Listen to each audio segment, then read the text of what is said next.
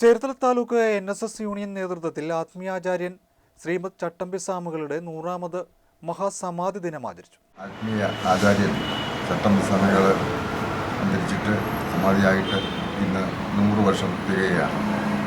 കേരളത്തിലെമ്പാടും 5600ഓളം വരുന്ന കരയോഗങ്ങളിലും അതുപോലെ NSSൻ്റെ ആസ്ഥാനത്തും ഒക്കെ ഇത് ആചരിക്കുന്നുണ്ട്.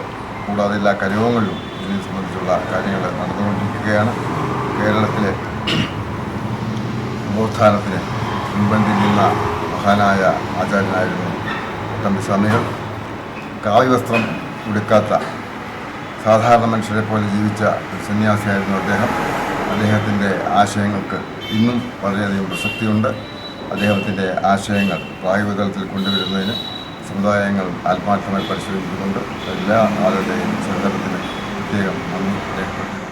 ചേർത്തല താലൂക്ക് NSS യൂണിയൻ ആസ്ഥാനത്ത് സജ്ജമാക്കിയ ഛായാചിത്രത്തിന് മുൻപിൽ union president professor Elanjiyil Radhakrishnan നിലവിളക്ക് തെളിച്ച് ചടങ്ങുകൾക്ക് തുടക്കം കുറിച്ചു. Union secretary S. Jayakrishnan, committee അംഗങ്ങളായ CB Mohanan Nair, TS Gopalakrishnan, V. Sreekumar, AS Radhakrishnan, ML Bimal, വനിതാ union secretary Jayalakshmi Anilkumar, municipal councillor A. Aji, union inspector Nikhil Venu തുടങ്ങിയവർ നേതൃത്വം നൽകി.